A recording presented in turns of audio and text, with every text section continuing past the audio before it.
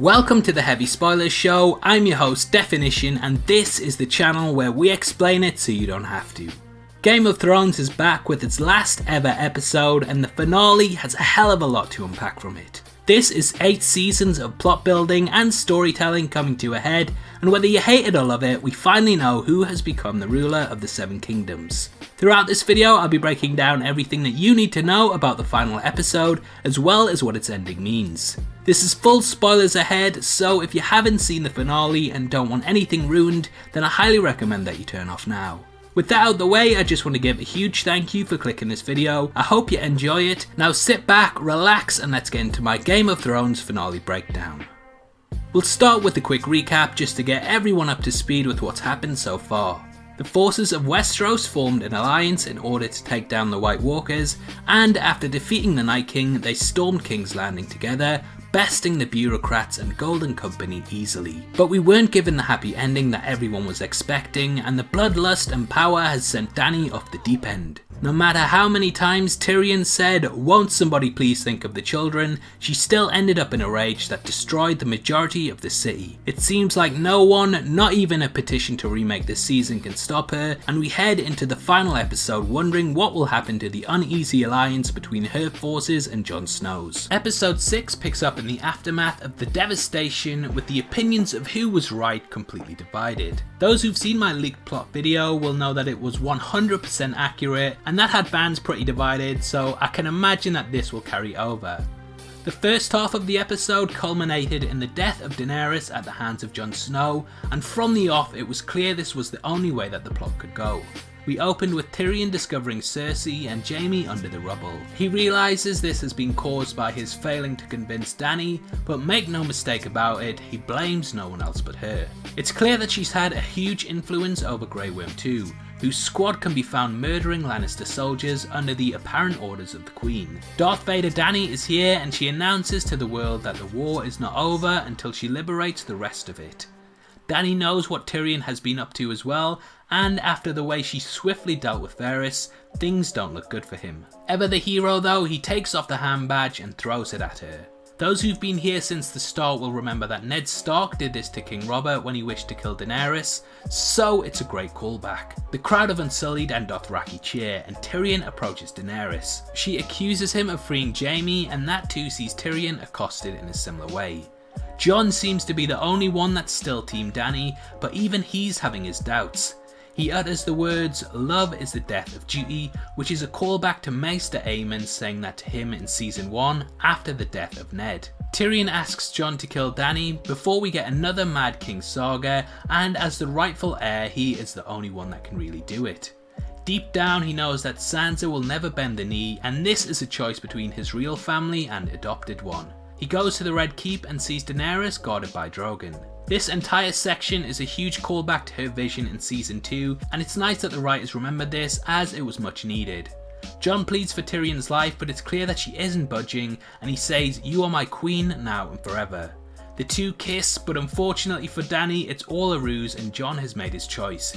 He stabs Daenerys, killing her in the process. Drogon approaches, but instead of burning him, he burns only the throne. Now, this segment was a big point of contention in my plot leak video, as there's no real reason why a dragon would know the politics enough to do this. It also annoyed people that the thing that's been sought after for so long was stripped away, and after 8 seasons of guessing who would sit on the throne, nobody did. Whilst I can see how this could be seen as a bit of a cop-out, in the moment I do think it works, and it's a good send-off for Daenerys.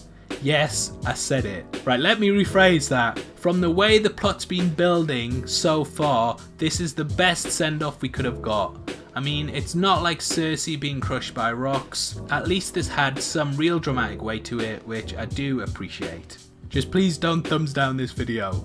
The second part of the episode deals with the aftermath of her death.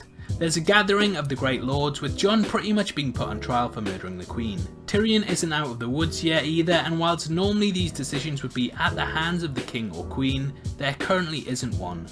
Together they decide that Bran should be the one, as he's pretty much the wisest. And again, this is another thing that people went wild over in the spoiler video, and I can't really disagree with them. The choice of Bran makes little sense to me, and I've had a week to get used to the idea. He's not really the kind of person who would quest after power. He's sort of above that whole appointed positions thing, so this doesn't really seem like the correct narrative choice to make. And all in all, it looks like that remake the 8th season petition is about to get a lot more signatures. Anyway, Sansa seems to agree with me too, and while she loves him, she doesn't bend the knee and remains the leader of the North, which will stand independent. Bran decides that Tyrion should be his hand, and together they go see Jon, who we learn is being sent to the Wall. No one is happy, Bran says, which is a good compromise. He's already acting like a politician. From here on out we get a great epilogue. Sansa sits atop the throne, Arya says she's sailing west of Westeros because no one has been there, Brienne records the deeds of Jaime, Grand Maester Samwell has been appointed, and he's written a story of the Great War named A Song of Fire and Ice. This moment killed me a bit inside, right? Because last night before the episode I tweeted that if the season didn't end with Sam writing a book and looking up at the camera and saying, "It truly was a Game of Thrones," then we riot.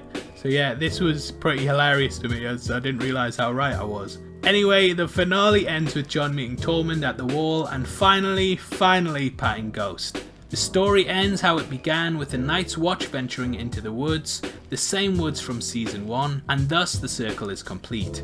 The Night Watch will forever protect the North, and they've finally managed to go forth once more instead of retreating like we saw in the first season. The world is finally safe, and we can hopefully trust Bran to not mess it all up.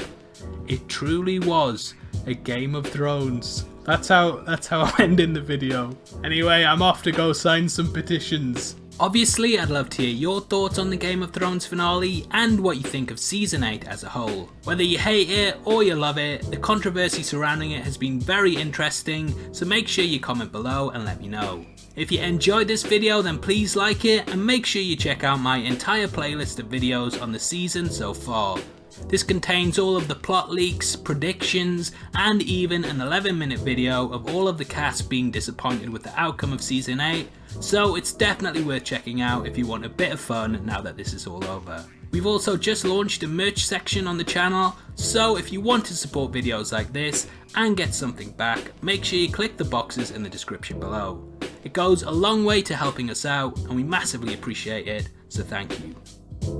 This is a channel for people who are never missing television, so if that's the kind of thing you like, you need to subscribe to Definition. Thanks again for taking the time to watch this, you've been the best, and I'll see you next time. Take care, peace.